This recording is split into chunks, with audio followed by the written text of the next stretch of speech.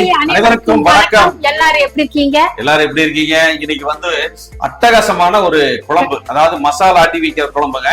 அது என்ன பண்ண போறோம்னா, இன்னைக்கு கருவாடை வச்சுதான் குழம்பு. இந்த கருவாடு வந்து ஒரு 10 கருவாடு இன்னைக்கு வாங்கிட்டு வந்துருக்குறேங்க. நம்ம சப்ஸ்கிரைபர் ஒருத்தர் கேட்டிருந்தாங்க, அவங்க பேரு கூட முரளிதாசன் மூர்த்தின்னு கமெண்ட் பண்ணிட்டு இருப்பாங்க. அன்னைக்கு ஒருக்க ஃபர்ஸ்ட் கமெண்ட் கூட அவங்க பண்ணுவாங்க. அவங்க கேட்டிருந்தாங்க, இது ஃபுல் வீடியோ கேட்டிருந்தாங்க. அவங்களுக்காக தான் இன்னைக்கு வீடியோ பண்ண போறோம். வாங்க இந்த கருவாடு குழம்ப சூப்பரா ஒரு செஞ்சு காமிக்கிறேன். என்ன கருவாடுங்க? எனக்கே தெரியலமா, அவங்க வந்து பாறை மீன் கருவாடுன்னு போட்டு வச்சிருக்கு கவர்ல.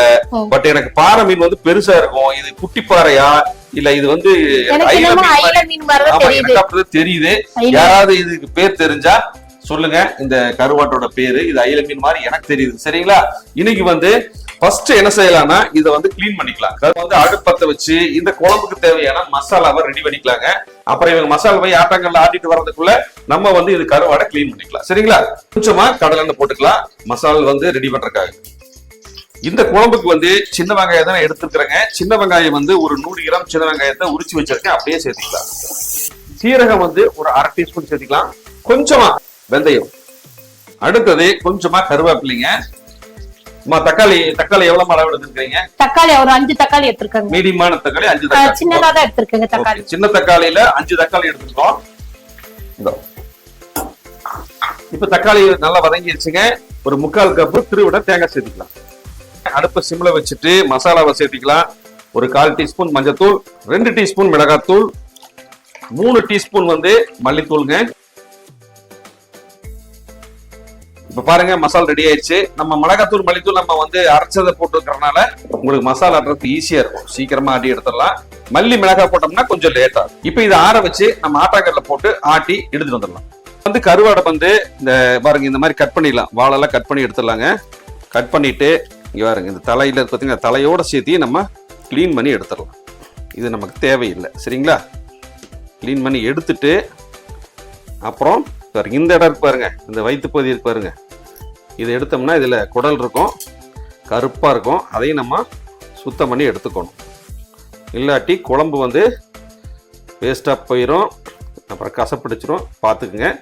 இது மாதிரி கழுவி சுடுதண்ணியில 1 நிமிஷம் போட்டு அதுக்கப்புறம் தான் நீங்க வந்து குழம்புல போடணும். இதே மாதிரி எல்லாத்தையும் நான் வந்து இப்ப கருவாடை கிளீன் பண்றேன். நீங்க மசாலா ஆட்டிடுறீங்களா? Okay okay okay.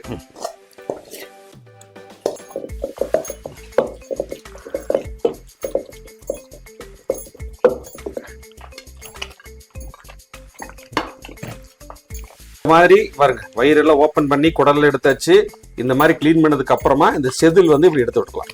ஏன்னா சின்ன சின்ன செதில் கண்டிப்பா இருக்கும். இது லைட்டா இந்த மாதிரி கிளீன் பண்ணிக்கோங்க. வருது பாத்தீங்களா, வெள்ளை வெள்ளையே வருது பாருங்க. அதாவதுங்க மிக்சியில அரைச்சிடலான்னு சொன்னேன். ஏன்னா டைம் ஆச்சு, மணி 1க்கு மேல ஆச்சு. மிக்சியில அரைச்சலான்னு சொன்னேன். ஆனா இந்த வீடியோ வந்து மசாலா ஆட்டி தான் நான் காமிப்பேன்னு சொல்லி எங்க வீட்டுல அடம் பிடிச்சி ஆட்டிட்டு இருக்கிறாங்க. ஏன்னா போன தடவை பாக்க குழம்பு ஆட்டி வச்சு சூப்பரா இருந்தது. நாங்களே எப்பாவது நம்ம அரைக்கிறோம், நல்லா இருந்தங்காட்டி அதுக்கே நல்லா இருக்கும் போது இந்த கருவாட்டு குழம்பையே நல்லா இருக்காதுன்னு சொல்லி இன்னைக்கு மசாலா ஆட்டிட்டு இருக்காங்க. ஏமா ரெடி ஆயிடுச்சா மசாலா? ரெடி ஆயிடுச்சுங்க. எவ்வளவு ரெடி ஆயிடுச்சு? இன்னைக்கு ஈஸி தானே. மிளகாப்பள்ளியில இல்லாம ஆட்டுறீங்க.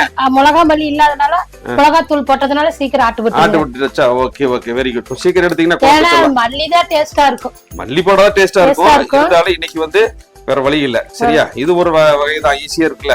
ஆமாங்க. ஆமா, ஏதாவது நம்ம வீடியோ பார்த்து ஒரு 4 பேர் இந்த மாதிரி செஞ்சு சாப்பிட்டாங்கன்னா சந்தோஷம். அப்புறம் இது மாதிரி நிறைய பேர் செய்யறீங்க, செய்யாதவங்க இந்த மாதிரி ட்ரை பண்ணி பாருங்க. மீன் குழம்பு, இந்த கருவாட்டு குழம்புலாம் வேற லெவல்ல இருக்கு. நீங்க ஆட்டி செஞ்சீங்கன்னா அதுக்காகத்தான் மீன் குழம்பு சூப்பரா இருக்கும். மீன் குழம்பு கருவாடு மீன் குழம்பு விட கருவாட்டு குழம்பு தான் கஷ்டமா இருக்கும். இப்ப இதெல்லாம் கிளீன் பண்ணி வச்சுங்க. அடுத்தது வந்து இது எல்லாம் எடுத்து நம்ம சுடுதண்ணியில போட்டுடலாம். ஏன்னா சுடுதண்ணியில 1 நிமிஷம் சுடுதண்ணியில போட்டு வச்சாதான் கொஞ்சம் நல்லா இருக்கும். இன்னும் கொஞ்சம் டஸ்ட் எல்லாம் போகும். மசாலா ரெடி ஆயிடுச்சுங்க. அப்படியே எடுத்துடலாம்.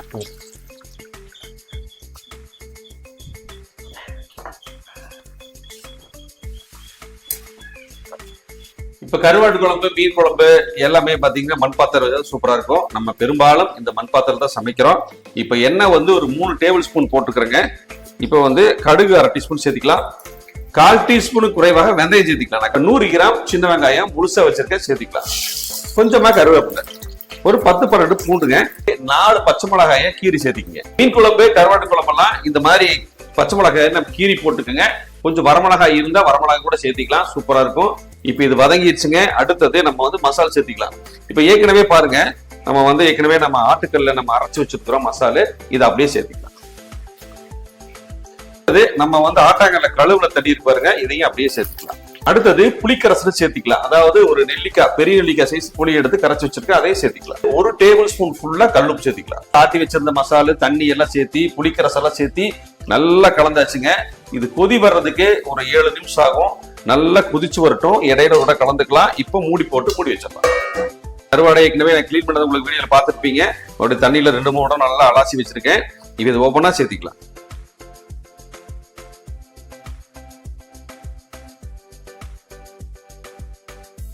இப்ப கருவாடுல ஏற்கனவே உப்பு இருக்குங்க. நம்ம குழம்புல 1 டீஸ்பூன் சேர்த்திருக்கோம். இது நல்லா கொதிச்சு வந்ததுக்கு அப்புறமா உப்பு செக் பண்ணிட்டு வேணும்னா கொஞ்சம் சேர்த்திக்கலாம். இப்ப வந்து நம்ம அடுப்பை வந்து மீடியமான ஃப்ளேம்ல வச்சு ஒரு 5 நிமிஷம் குக் பண்ணிக்கலாம். இப்ப பாருங்க, ஒரு சூப்பரான நம்ம கருவாட்டு குழம்பு ரெடி ஆயிடுச்சு. கொஞ்சமா கொத்தமல்லி இலைங்க, அவ்வளவுதான். ஆஹா, அட்டகாசமான அப்படியே ஒரு மீன் குழம்பு மாதிரியே இருக்கு. நம்ம போட்ட மீன் வந்து அப்படியே நம்ம முழுசா போட்டாங்களா, இங்க பாருங்க, அருமையா அப்படியே மீன் குழம்பு மாதிரியே இன்னைக்கு வந்திருக்குது கருவாட்டு குழம்பு. ஆனாங்க சுட சுட கருவாட்டு குழம்பு ரெடி, சாப்பாடு ரெடியா இருக்கு. நம்ம எப்படி இருக்குன்னு டேஸ்ட் பண்ணி பார்க்கலாம். கருவாட்டு குழம்பு ஊத்துவோம். ஆஹா, வேற லெவல்ல இருக்குங்க, கலரு வேற லெவல்ல இருக்கு குழம்பு.